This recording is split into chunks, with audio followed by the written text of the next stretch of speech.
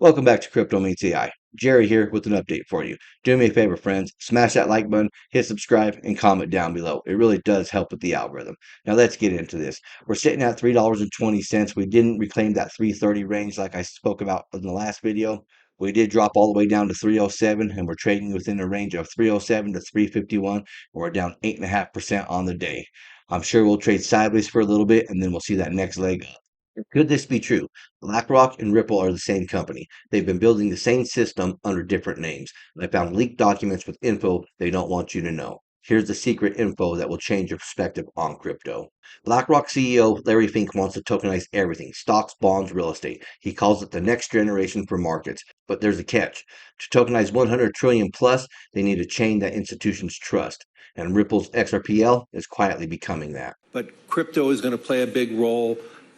Digitization of currency, digitization of everything we're doing. I'm a big believer, and this is one thing that will change Bloomberg even. I believe we're going to be in the cutting edge of tokenizing bonds and stocks. It's coming. And we have the technology now. The fact that we are now moving forward in tokenization, every bond and stock, is crazy. Yeah. We should be moving towards that frontier. Obviously, there's winners and losers and all that, but we need to be prepared for the tokenization, and it would democratize more finance if we tokenized. And actually, this is already happening with Ondo Finance, Axelar, and Archex. Here's where it gets crazy. U.S. Treasuries are already tokenized on XRP Ledger through a fund called OUSG by Ondo Finance. And guess who backs that fund? Got that right. BlackRock's own USD Treasury Fund. Yes, BlackRock's liquidity on XRPL. Now zoom in on who's behind Ondo. Nathan Allman, ex-Goldman, Ripple's legal opponent, SEC, led by ex-Goldman Gary Gensler, BlackRock stacked with Goldman alumni. Ripple wasn't punished, it was more of a regulatory test, and they proved they could play the game. In 2023, Ripple beat the SEC and walked away clean. They got what every crypto firm dreams of, regulatory clarity. XRP was ruled not a security. Ripple settled, and now they're showing up everywhere. Treasuries, CBDCs, real estate, and now identity. Let's talk about BlackRock's XDNA. It's an ETF focused on genomics, immunology, and health data. Pure TradFi, no crypto ties on the surface. But its digital identity plays disguised on biotech. BlackRock is betting on DNA as infrastructure. Now look at XRPL. On July 4th, a token called XDNA launched on the chain via DNA protocol. Its mission, sovereign DNA identity, encrypted health records, on-chain access credentials, same ticker, same thing. And guess where it launched? You got that right, Ripple's XRPL. Then Brad drops a bomb. The government owns your identity, but Ripple isn't fighting this system. They're building something governments can adopt. A new financial plus identity layer, under user control, but institutionally accepted. Who owns your identity? Yeah, it's not me, unfortunately. It's not you. What's interesting, though, the government owns your identity. Yep. If you don't have a passport or a birth certificate or a driver's license, whatever, I don't know each country's dynamic, but like, if you don't have those things, you are not who you say you are. No. The government owns your identity. Now, we may not like that, but I just view that as, that's just a truism. And, one of the things Ripple has tried to do is we're pragmatic. Even though my philosophical view on something may be over here, to build a business and to drive the success of the XRP ecosystem, sometimes you just have to be pragmatic about the world. Even though I love the idea of blockchain-based identity as a utility for blockchains. It's pretty crazy to think about it, but actually he is 100% correct. The government owns our identity. Meanwhile, BlackRock's Aladdin manages 20 trillion assets, and behind the scenes, rumors swirl that it's testing blockchain rails for global payments, and which chain speaks ISO 222, just like FedWire. That's right, XRPL. BlackRock is tokenizing. Bonds, stocks, treasuries, real estate. Ripple is tokenizing treasury, CBDCs, land deeds, and carbon credits. It's not a coincidence, it's a synchronized takeover. They don't want to destroy the old system, they want to upgrade it from within.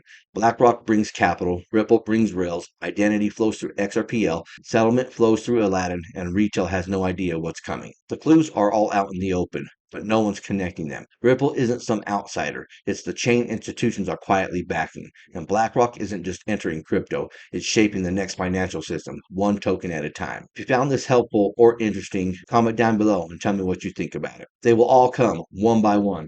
XRP, XLM, HBAR. Another bank opens the crypto gate. 185 billion KeyBank now lets 3.5 million clients buy and hold Bitcoin and crypto. Traditional finance is onboarding. Around stablecoin and crypto, how are you feeling about getting in and using it as potentially a platform and option for your clients? I mean, it's early, but I think it has a lot of promise, and particularly around stablecoin. And obviously, the Genius Act was just last week. But when you think about stablecoin, there's really a few things. There's the institutional piece, which will be the equivalent of like prime brokerage. That will be dominated by a single handful of international banks. The huge volume, relatively narrow margins. That's not really an opportunity or a challenge for us. The next is as a storer of value. And clearly, to the extent, Sarah, that our clients want it and they want to hold it in their wallets, we will accommodate that. And so we'll be sure to do that. Then there's the sort of discussion around, is it going to cannibalize deposits at banks? I actually think that's a fair, I think it's a threat, but I don't think it's an immediate threat. And I think the industry will respond. I mean, whether it's with tokenized deposits, which I think you'll see banks like Key do, and you may well see, I don't envision Key issuing a coin per se, but I could see us as part of a consortium of banks that issues a coin. And then I think the two best applications are really international payments. Right now, international payments are sort of this Byzantine approach of, all these correspondent banks. It takes a long time. There's a lot of friction. I think stable coins could be a really good solution for our clients. It could be faster, cheaper, better. That's exactly what it is. Faster, cheaper, better, more efficient, and all around just better technology. All it is an upgrade to traditional finance, and these banks are finally understanding. Get on board or get rolled over. And Tether will have to launch a new stablecoin specifically for the United States in order to be compliant.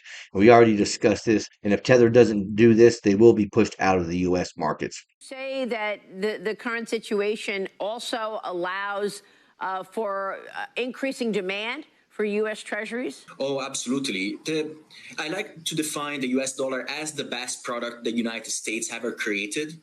And think about all the people living in emerging markets where the inflation is 50% year over year. I mean, in Europe and the US, we complain about 34%, but in many countries, the inflation is so high, the devaluation of their national currencies is so fast against the US dollar that the people want to have access to the dollar. That is what USDT, what is Tether is providing to them, to hundreds of millions of people, to tens of millions of families. And with that, yes, they want the dollar, and that creates an incredible new demand for U.S. treasuries.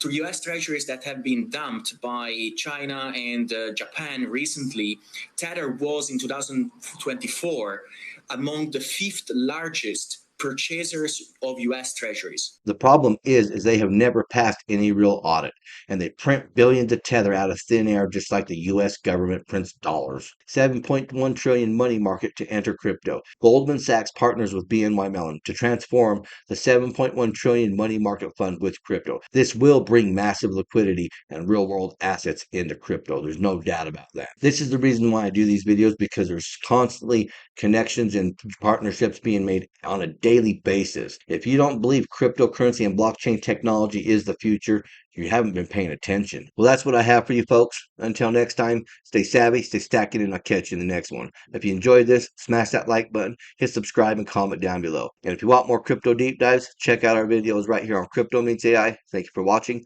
Remember to always do your own research. This is not financial advice.